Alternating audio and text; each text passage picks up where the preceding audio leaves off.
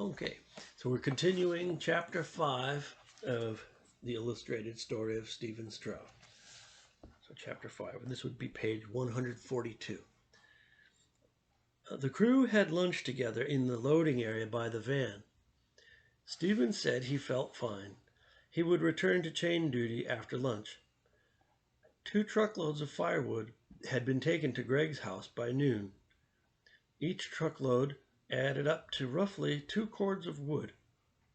At 4 o'clock, Anton sent Stephen to help take the last load of the day to Greg's house.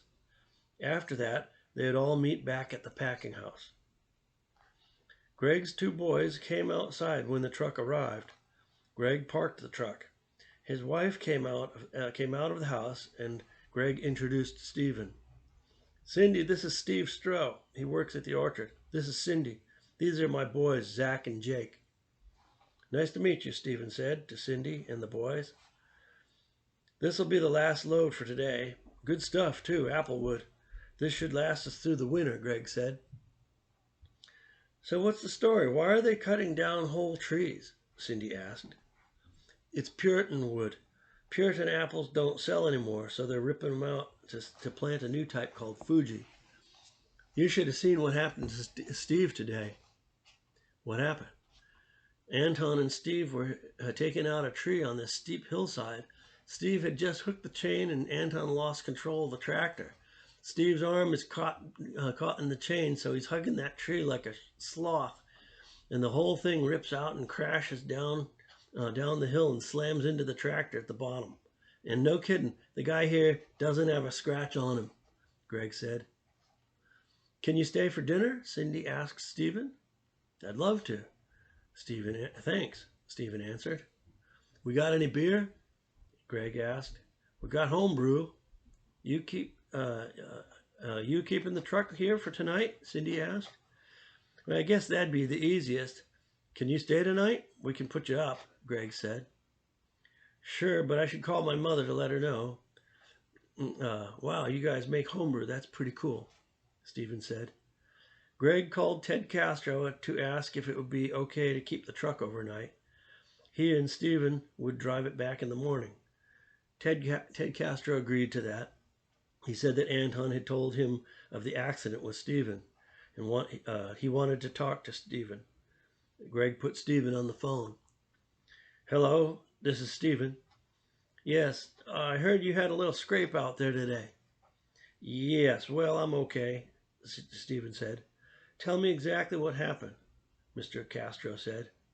Stephen explained. "Well, we were pulling out the trees. I was doing the chain. It was raining, and we were pulling a tree up on the slope. I'd just hooked the chain around the tree when the tractor slipped down the hill. It was slippery, so I had wrapped my legs around the tree so I could use both hands to pull in the chain. For a second, I had to reach around the tree to pull the chain around, and I held on to the tree with my right arm and reached up for the chain with my left.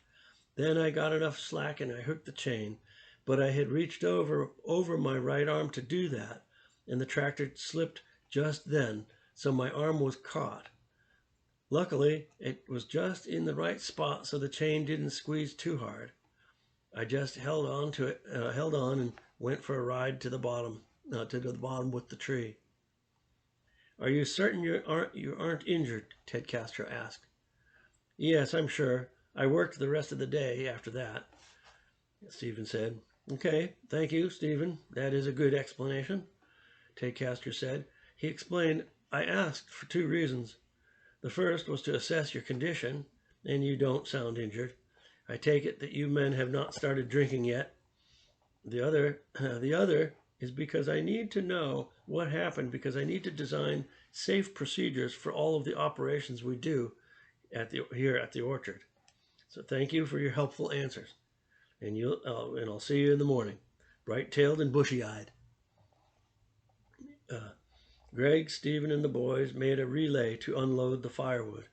When that was done, Stephen called his mother to tell her he'd be staying at Greg's house.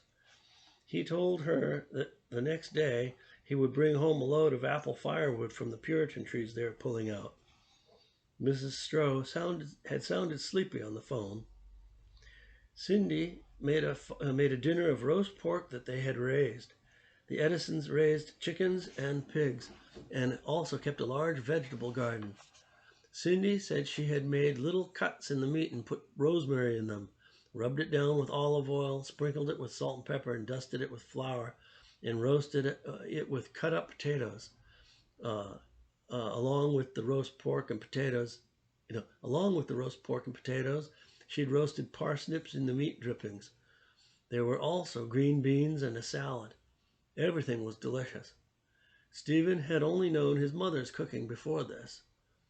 After dinner, Zach and Jake were excused from the table. Greg, Cindy, and Stephen talked. Stephen told them about his mother's condition. My mother has been on kidney dialysis for a few years now. She's doing this new thing called CAPD, a new kind of dialysis she can do at home. Greg told about his time at the county farm, his time in the county farm. What happened? Stephen asked. A few years ago, when I was 20 or so, I got drunk at the New Dartford Country Club. There was this great band playing, Bat Magoon. You ever heard of him? Well, sometimes when I get drunk, I get out of control. I don't really remember exactly why the cops had shown up, but for some reason, one of them started picking on me, and I guess I punched him. I don't really remember. I just remember being in handcuffs in the back of a cruiser. Next thing I know is I'm in court and they give me 90 days at the county farm, Greg said.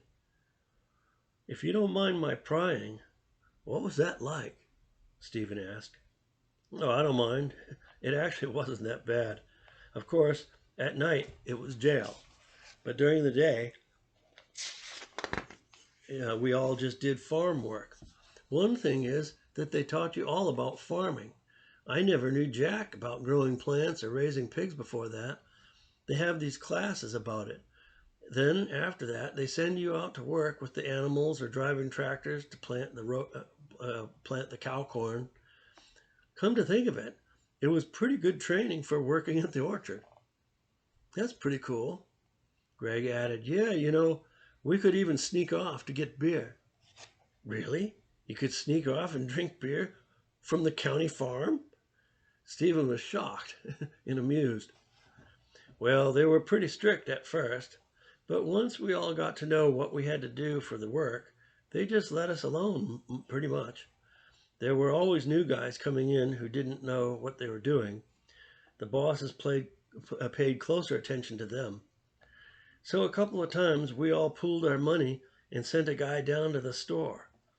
I had to do it once, but mostly I was able to just be one of the guys who gave money, Greg said. Stephen loved the story. Greg continued. I remember that day. It's not a good feeling holding the money of like 6 guys who are in jail going to get beer. I don't know what would have happened if we'd ever been caught. Most of the guys at the county farm were not so bad, but some of them were violent people. Wow, that's an amazing story. This dinner was great. You guys should be proud that you can grow all your own food and all that. I'd really like to be able to do that. Thanks for inviting me, Stephen said. Then Greg got angry. Don't patronize me. I know I'm poor. We grow food because I'm not smart enough to get a real job. Cindy works at the Disabled Veterans Center, and I work at the orchard. Don't look down your nose at me, he said.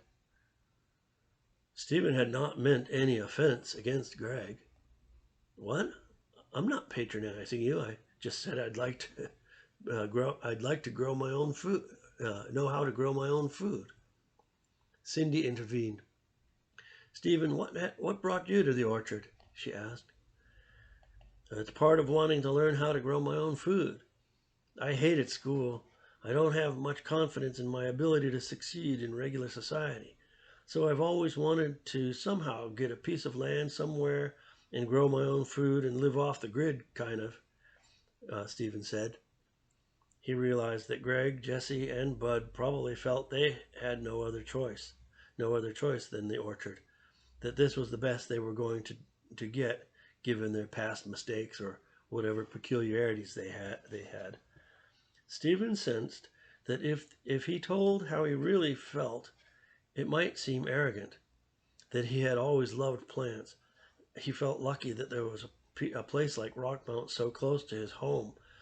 He also felt that his poor grades in school had allowed him to stay out of the competitive world that his brothers had gone off to, and that was good. Stephen didn't like the feeling of not being able to do the work required of him. That's what his school experience had been. Everything they taught him at the apple orchard seemed necessary, fun to learn, and they taught it without threat of humiliation. He was going to say more, but he knew that now that Greg's temper had hidden triggers. Stephen had been surprised by Greg's reaction to compliments on the meal. He could say that he felt that he had no choice. He could back it up by saying his grades were so bad in school, but he knew that Greg knew his older brothers. Greg wouldn't believe it. Finally, so as to not delay answering too long, he simply said what had first come to mind, which he regarded as true. I've always liked growing plants, and I always liked fishing and nature and that kind of thing. I never had the gifts of intellect that my brothers and sisters have, so I knew I couldn't do what they did. But I like the work at the orchard. It's fun driving tractors and stuff, he said. But it's dangerous. What happened today? That kind of thing can happen any day at farm work. You were lucky this time, Cindy said. Greg shifted in his chair and brought his attention to the conversation. What are you doing this Saturday? He asked Stephen. Saturday? 4th of July? I don't have any plans so far, Stephen said. We're going to kill the broilers on Saturday. You want to help with that? Greg said. Stephen had never done that before. He knew how to clean fish, but not chickens. He wanted to see how that was done. Yes, I'd love to. Thanks, he said. Greg laughed.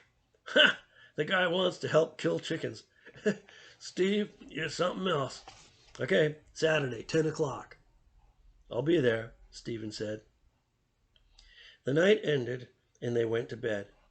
Stephen slept on the couch. In the morning, Cindy made them breakfast and lunch, holding the brown paper bag containing the fried egg sandwiches. Stephen could feel. Holding the brown paper bag containing the fried egg sandwiches, Stephen could feel what it must feel like to be loved by someone, and he very much enjoyed that feeling. He hoped he would someday be loved by somebody. That day, they continued pulling out the Puritans at the Herrick. The goats again watched them as they worked.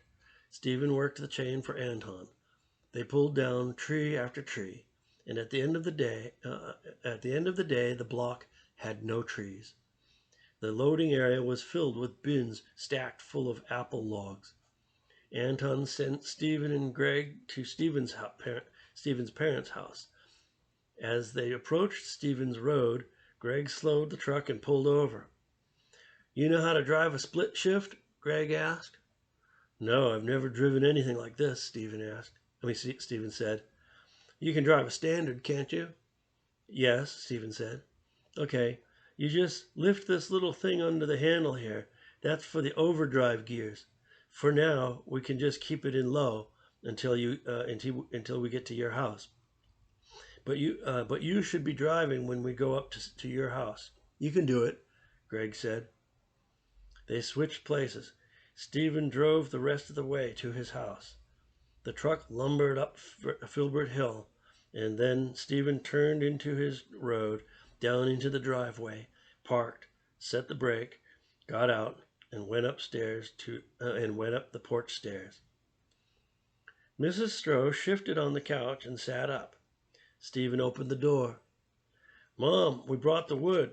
Greg Edison's down there, so we're just gonna stack it on the edge of the driveway for now.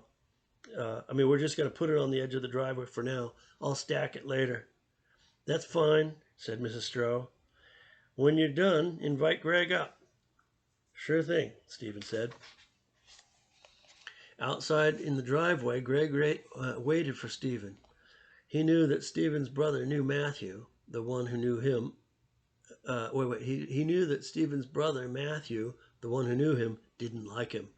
Stephen's brothers were very smart. They had all gone to college. Stephen came down the stairs and they unloaded the wood. He asked Greg to come up to meet his mother, to come in to meet his mother. They went up the stairs. Stephen opened the door and they stepped inside. Mom, this is Greg Edison. Greg, this is my mother. Nice to meet you, Mrs. Stroh, Greg said. Mrs. Stroh sat up on the couch and greeted Greg. Stephen told his mother that they had to get the truck back to the orchard, so they had to go. So Greg drove the truck back to the packing house. Stephen thought about next Saturday, killing chickens. Okay, that's the end of chapter 5. Okay.